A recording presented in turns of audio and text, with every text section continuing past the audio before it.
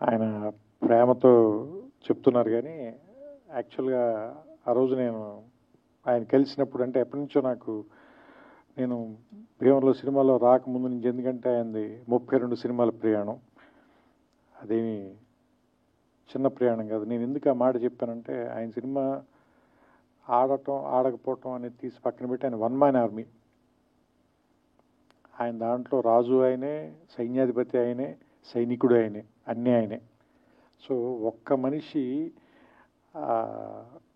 Cinema ఆలోచన పుట్టడం దగ్గర నుంచి దాని ఎగ్జిక్యూషను, దాని తాలూకు రిలీజ్ వరకు సినిమాని తీసుకెళ్ళి జనం ముందుకి థియేటర్లో సినిమాని ఒకే ఒక వ్యక్తి ఇంత ప్రయత్నం చేస్తున్నారంటే అది కూడా ఖచ్చితంగా ఏదో ఒక కారణం ఉండి తీరాలి సినిమాకి.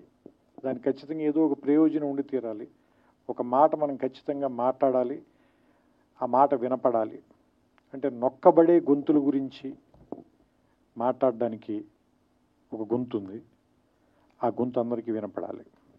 అది మనకు నచ్చచ్చు, నచ్చకపోవచ్చు, దాంతో మనం ఏకీభవించవచ్చు, ఏకీభవించకపోవచ్చు.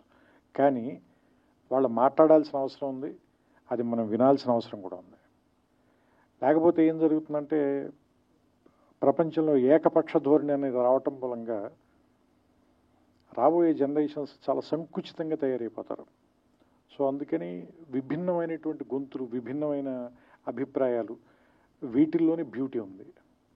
సో అలాంటి ఒక పార్శ్వం, అలాంటి ఒక అందం ఆర్ నారాయణమూర్తి గారి సొంతం. అది ఆయన తాలూకు శైలి, అది ప్రత్యేకం. ఇప్పుడు ఈ సినిమాకి వచ్చినప్పుడు కూడా నేను సినిమా ఎలా ఉంది అని ఒకే ఒక మాటలో చెప్పాలంటే, నేను 2.5 గంటల పాటు వచ్చి ఫస్ట్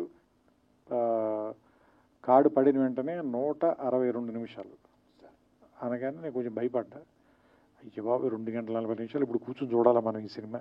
ఫస్ట్ వచ్చే భయం. ఎందుకంటే కరోనా తర్వాత అందరికీ కూడా ఏ సినిమాని కూడా 20 నిమిషాల మించి 30 నిమిషాల మించి చూడలేనటువంటి ఒక ఏమంటారు దాన్ని, ఒక అది యాంగ్జైటీ అనాలా, అసహనం అనాలా, అలాంటి పరిస్థితిలో ఉంది ప్రపంచం మొత్తం. అలాంటి సినిమాని 2 గంటల సినిమా, 2 hours ఇప్పుడు నేను చూసింది.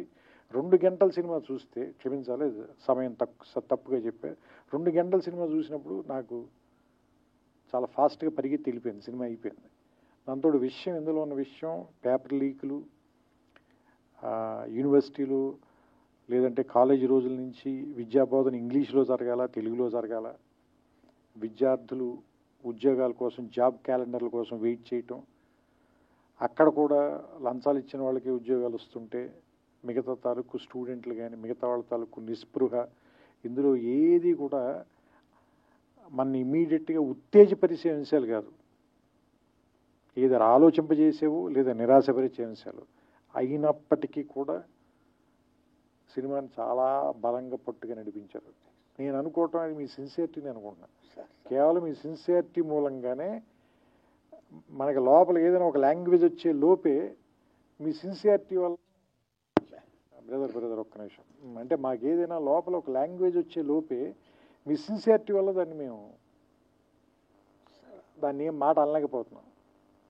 అంటే మిమ్మల్ని ఎందుకు గౌరవిస్తారు అంటే అందరం కూడా, మేమంతా కూడా ఎందుకు గౌరవిస్తాం, మేము కానీ పాత్రికేయులు కానీ మీడియా కానీ లేదంటే ప్రేక్షకులు కానీ ఎందుకు గౌరవిస్తారంటే, మీ అభిప్రాయం నచ్చో నచ్చకో రెండూ కాదు, మీరు అది చెప్పే తీరు, దాన్ని మీ అభిప్రాయాన్ని మీరు ముందుకు తీసుకెళ్ళటంలో మీకున్న నిబద్ధత, మీ సిన్సియారిటీ, దాన్ని మాత్రం ఎవ్వరు క్వశ్చన్ చేయలేరు.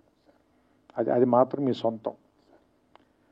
అలాంటి వాటి కోసమే నేను ఇప్పుడు వచ్చి మీ పక్కన నుంచున్నాను. కేవలం ఏంటంటే మీ నిబద్ధత నచ్చే, దానికి గౌరవం ఇచ్చే. ఎందుకంటే ఇంతలా రాజీ పడకుండా బతకటం అందరి వల్ల సాధ్యం కాదు, నా వల్ల కూడా. నేను చాలాసార్లు రాజీ పడ్డాను నేను. సో అందుకని ఏంటంటే ఇలా రాజీ పడకుండా బతకటం అందరి వల్ల అవ్వదు, కొంత జెలసీ కూడా ఉంది నాకు. అలా బతకడం అంత తేలిక కాదు. సో అందుకని ఆయన పక్కన నిలబడి ఆయన నా అమూల్యమైన సమయం అన్నారు కానీ ఆయన తన సమయాన్ని వెచ్చిచ్చి నాకు సినిమా చూపించినందుకు, ఈ సినిమా గురించి నన్ను మాట్లాడమని నాకు అవకాశం కల్పించినందుకు నేను మనస్ఫూర్తిగా కృతజ్ఞతలు చెప్తున్నాను. ఈ సినిమా రేపు ఈ నెల ఆగస్టు 22వ తారీఖున రిలీజ్ అవుతుంది. దీన్ని థియేటర్లో చూడండి. ఇలాంటి సినిమాలు ఎందుకు బతకాలి అంటే ఆర్ నారాయణమూర్తి గారు మరిన్ని సినిమాలు ఇంకా తీయాలి. ఎందుకంటే అర్ధరాత్రి స్వతంత్రం నాకు తెలుసు, ఒరే రిక్షా నాకు తెలుసు, చాలా సూపర్ హిట్లు కొట్టారు మీరు. You're super star in your own way. So ఇప్పుడు కూడా చెప్తున్నాం కదా, ఆ స్టార్ ప్రెజెన్స్ అయితే ఉంది. మీకు తెలుసో తెలీదో మేము ఒక సినిమాలో క్యారెక్టర్కి మిమ్మల్ని అనుకున్నాం, కానీ నాకు ఎవరు ఏం చెప్పారంటే ఆయన చేయరని చెప్పారు. ఎందుకంటే మీరు రెమ్యూనరేషన్ ఆఫర్ చేసైతే ఆర్ నారాయణమూర్తి గారిని కొనలేరు అన్న. సో అంటే మీరు చెబితే ఎందుకు జనం ఇలాంటి విషయాలు మీరు చెప్తేనే ఎందుకు వింటారు అంటే, మీరు దాని డబ్బుల కోసమో సక్సెస్ కోసమో చెప్పరు, నిజంగా దాన్ని ప్రజలకు తెలియజేయాలని చెప్తారు కాబట్టి దాన్ని చూడడానికి వస్తారు, దాన్ని గౌరవిస్తారు. ఇప్పుడు నేను కూడా 2 గంటల పాటు నేను ఎందుకు గౌరవించి చూసి ఇక్కడికి వచ్చి మాట్లాడుతున్నానంటే దానికోసమే. సో ఈ సినిమా ఆడాలి. మీరు ఖచ్చితంగా నెక్స్ట్ సినిమా ఇంకా చాలా ఏమంటారు దాన్ని,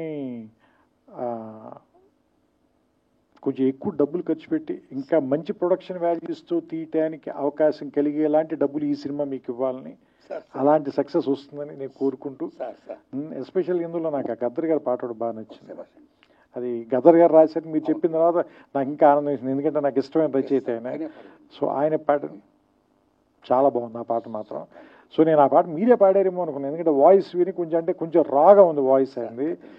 సో అంటే ఆ పాత రికార్డింగ్ని వాడుకున్నట్టున్నారు మీరు, అందుకని that was a good song తాత ముత్తాతలు ఆ song. And I like the film అండి, నాకు నచ్చింది సినిమా. సో మీ అందరికి కూడా నచ్చుతుందని ఆశిస్తున్నాను. మరోసారి మా కోసం ఇంత రాత్రి సమయం వరకు వెయిట్ చేసిన పాత్రికేయులందరికీ కూడా నా కృతజ్ఞతలు చెప్పుకుంటూ, నాకు అవకాశం ఇచ్చిన నారాయణమూర్తి గారికి మనస్ఫూర్తిగా నా అభినందనలు. అండ్ ఈ సినిమా సక్సెస్ అవ్వాలని నేను ఆకాంక్షిస్తూ ఆయనకి నా శుభాకాంక్షలు తెలియజేస్తాను.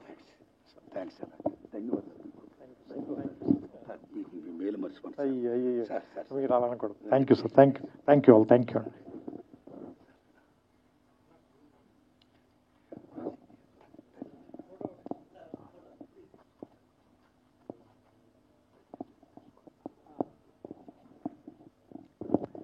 అండ్ ఇంకొకటి, ఈ సినిమాలో అయినా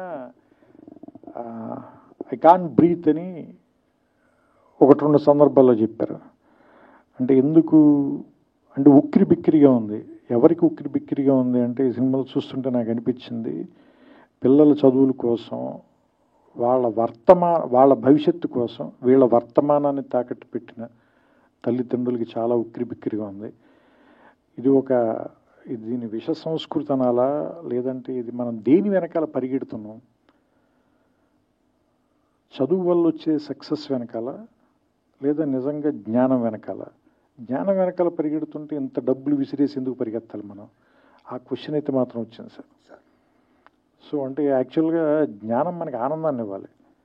ఇంత నొప్పి ఎందుకు ఇస్తుంది, ఇంత బాధను ఎందుకు ఇస్తుంది, మన కన్న వాళ్ళకి ఇంత కష్టాన్ని ఎందుకు ఇస్తుంది? ఎందుకంటే నేను కూడా ఇంజనీరింగ్లో ర్యాంక్ వచ్చి, బట్ అది ప్రైవేట్ కాలేజీలో వచ్చింది నా ర్యాంక్, 3000 చిల్లర ఎంత ర్యాంక్ వచ్చింది. మా ఫాదర్కి మేము 4 పిల్లలం, ఆయన నేను చదివించలేను అన్నాడు. సరే మరి ఆయన తేలిగ్గా చెప్పారో లేదా నేను తేలిగ్గా తీసుకున్నానో తెలియదు, కానీ దాన్ని పెద్ద పట్టించుకోకుండా నేను గ్రాడ్యుయేషన్ బీఎస్సీ చదువుకోరానంటే నేను బీఎస్సీ చదివేశాను. కానీ అంటే ఇప్పుడు వీళ్ళని చూస్తుంటే అప్పుడున్నంత తేలిగ్గా సమాజం ఎందుకు లేదు, ఇప్పుడు మనుషులు కూడా ఎందుకంత తేలిగ్గా ఎందుకు లేరు, ఎందుకంత సుఖంగా లేరు, ఎందుకంత బరువుగా ఉన్నారు అంటే, మనం అంత ఒత్తిడి పెట్టేస్తున్నాం పిల్లల మీద. ఇందులో బెటర్ చూసారా, నువ్వు అన్నం కలుపుకునే టైంలో పుస్తకం చదివితే బెటర్ కదా అని చెప్పి మదరు ముద్ద తిను, నువ్వు చదువుకో, అన్నం మాత్రం నేను కలిపి పెడతాను, అంత ఒత్తిడి ఎందుకు పెట్టేస్తున్నారు పిల్లల మీద? అంటే వాళ్ళ భవిష్యత్తు గురించి వీళ్ళు ఎందుకు వీళ్ళ వర్తమానాన్ని తాకట్టు పెట్టేస్తున్నారు? ఆ పాయింట్ బాగా నచ్చింది నాకు ఈ సినిమా, అదొకటి చెప్పాలనిపించింది, అందుకని మళ్ళీ తీసుకున్నాను. Thank you.